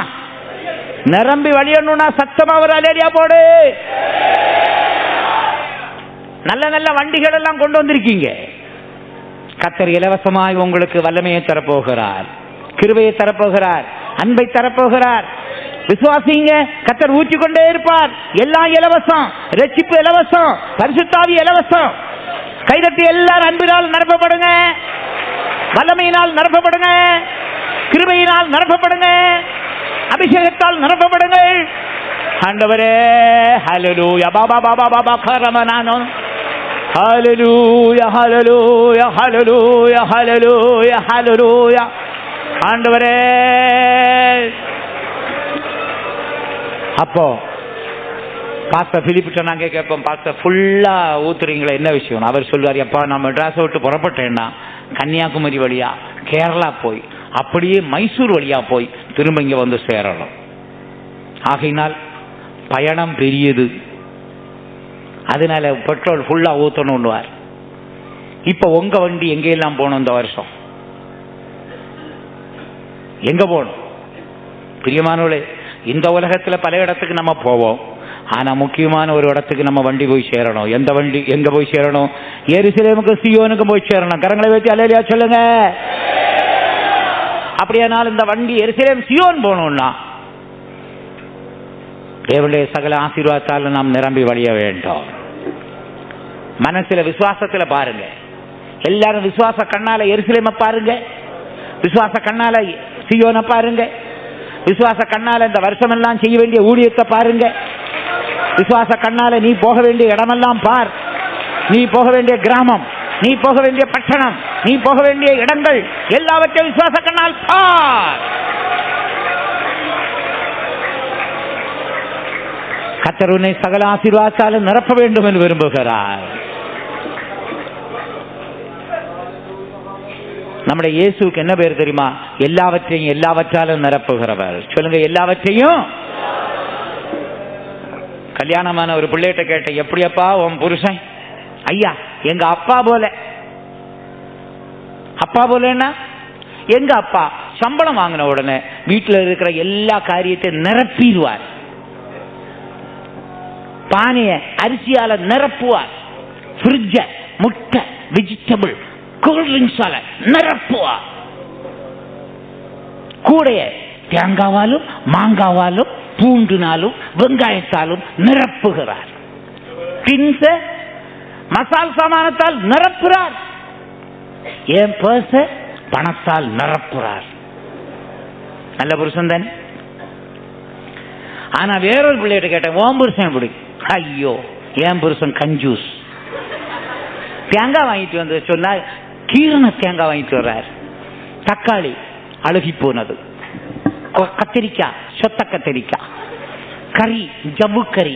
இதுக்காக கடைகளுக்கு லேட்டா போறாரா, சீப் ரேட்டா அடிக்கிறது. ஃப்ரிட்ஜி காஞ்சி கிடக்கு, கூட பாருங்க ஐயா கிங்ஸ் நிரப்பினதே இல்லை. அப்பப்போ சாம்பார் பொடி, மஞ்சள் பொடி, அந்த பொடி.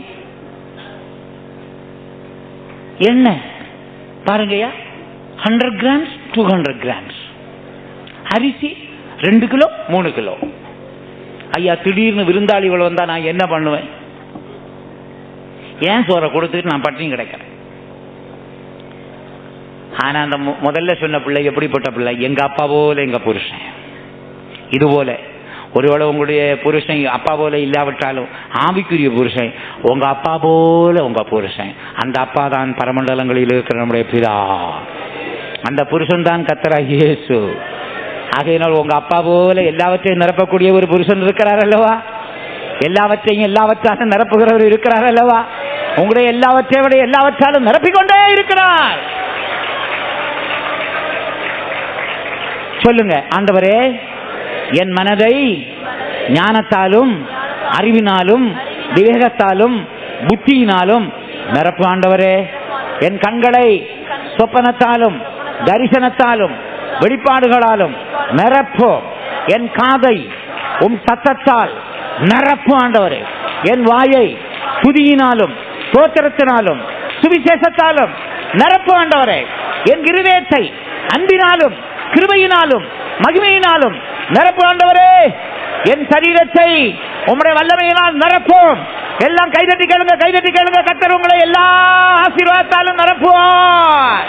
ஓ ஹல்லேலூயா ஹல்லேலூயா ஹல்லேலூயா ஹல்லேலூயா. பாபா பாபா பாபா பாபா பாபா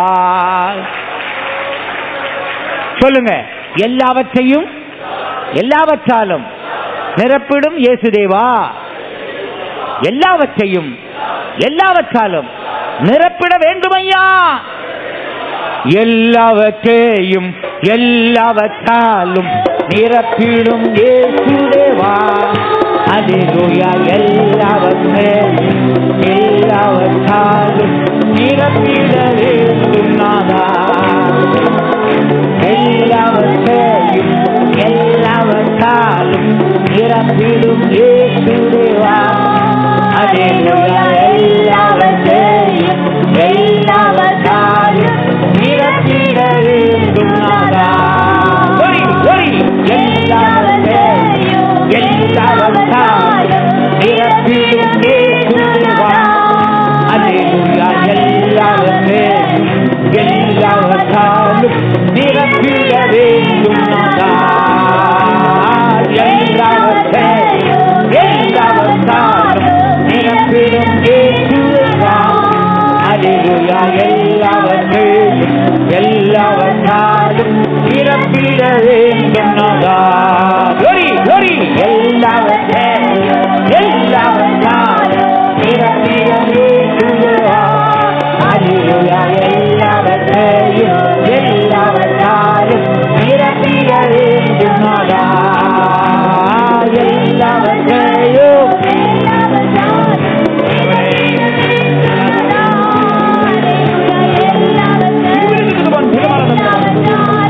நிரப்பிட வேண்டும் நாதா. எல்லாவற்றையும் எல்லாவற்றாலும் நிரப்பிட வேண்டும். அல்லேலூயா. எல்லாவற்றையும் எல்லாவற்றாலும் நிரப்பிட வேண்டும் நாதா.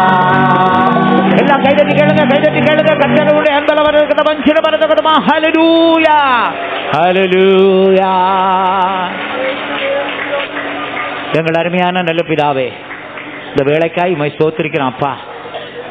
இந்த புது வருஷத்தை காண எங்களுக்கு உதவி செய்தீர் ஆண்டவரே. கடந்த வருஷத்தை துவங்கினவர்கள் எத்தனையோ பேர் முடிக்க முடியாமல் போய்விட்டார்கள். இந்த வருஷத்தை துவங்கும்படி எங்களுக்கு உதவி செய்தபடி நான் ஸ்தோத்திரப்பா. இந்த வருஷமெல்லாம் எங்களை நடத்தும் ஆண்டவரே. எங்களை பாதுகாக்க வேண்டும் என்று வேண்டிக் கொள்கிறோம். ஒவ்வொருடைய குடும்பத்தை ஆசீர்வதி ஆண்டவரே. நம்முடைய மக்களுடைய பிரச்சனையெல்லாம் தீரணும்ப்பா. வேலை இல்லாதவர்களுக்கு வேலை கிடைக்கணும்ப்பா. உத்தியோக சம்பள உயர்வு கொடும். கடபாரங்கள் நீங்கணும். தேவையான பொருள்கள் எல்லாம் கிடைக்கும்படி உதவி செய்யும் ஆண்டவரே. யார் யாரை இந்த கனமான ஊழியத்துக்கு அழைக்க வேண்டும் அழைத்து வேறுபடுத்த ஆண்டவரே. ஊழியர்களை எல்லாம் பாதுகாக்கணும். அக்கினி வேலையை மாற்ற வேண்டும். ஒவ்வொரு வாலிப பிள்ளைகள் சின்ன பிள்ளைகளுடைய வருங்காலத்தை நீர் பொறுப்பட ஆண்டவரே. எங்களுடைய பிள்ளைகளை உலகமோ மாமிசமோ பிசாசோ மேற்கொள்ளக்கூடாது. அசுத்த வல்லமைகள் மேற்கொள்ளக்கூடாது ஆண்டவரே. நம்முடைய வல்லமுள்ள கரத்தில் ஒப்படைக்கிறோம்.